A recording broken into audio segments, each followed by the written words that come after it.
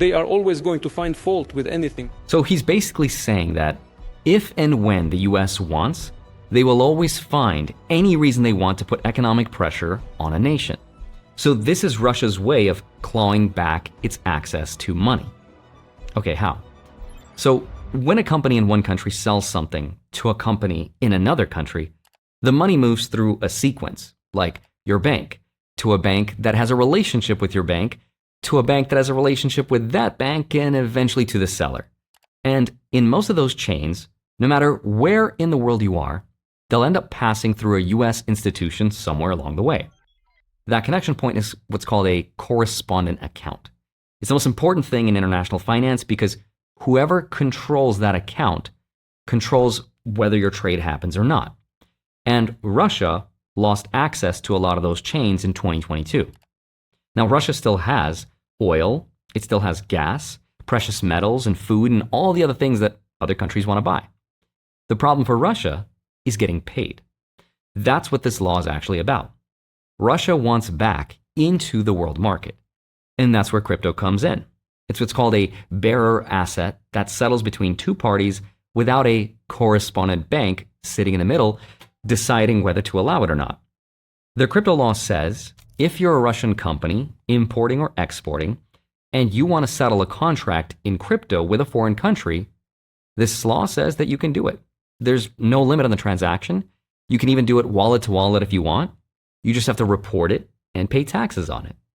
Now, hold on. Why would Russia go through all this trouble to build something legal and licensed instead of just using some shadow banks or some crypto, right? Well, here's why. Because if you try that, the US will cut you off. In fact, the Treasury Secretary, Scott Bessent, just made an example of Iran and what would happen if you don't follow the rules.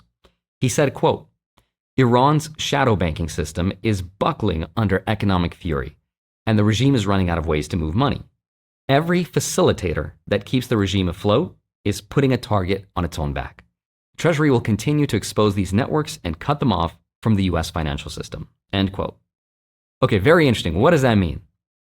What it means is the United States is cutting any country, company, or person out of the US dollar system if they allow sanctioned countries or businesses to go around them.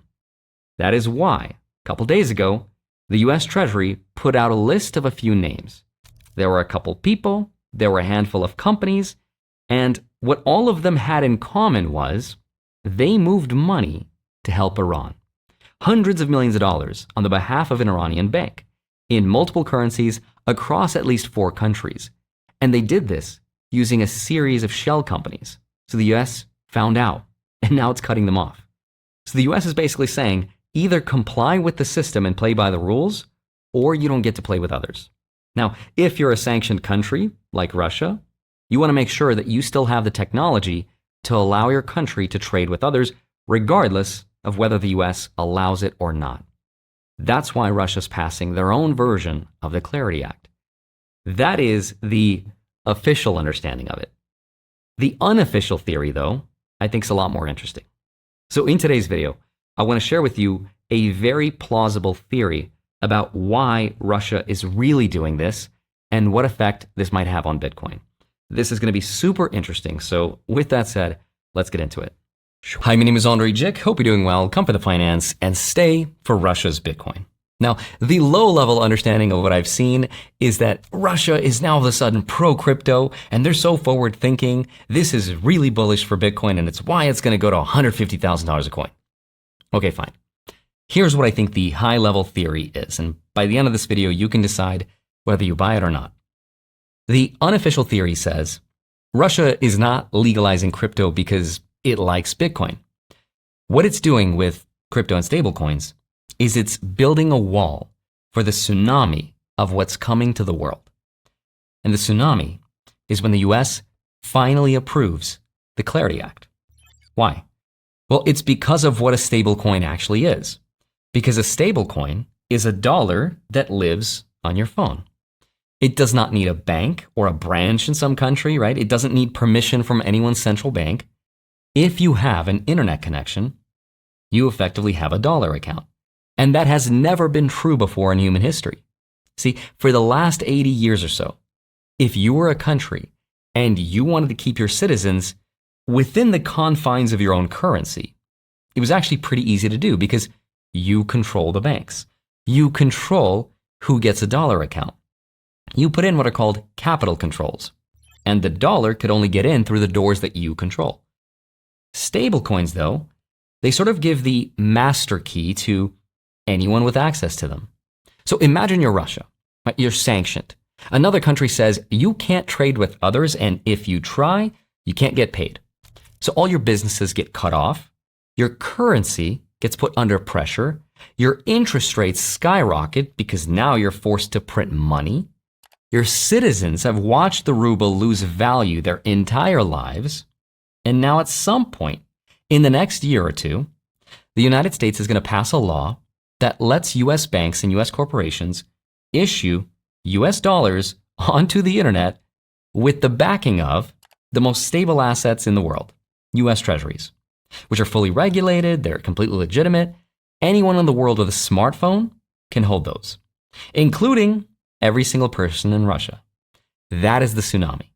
Now, I made a video about how Russia accused the US of planning to do this, which is by offloading $36 trillion at the time, now it's $40 trillion, of US debt onto the whole world through what they called the crypto cloud.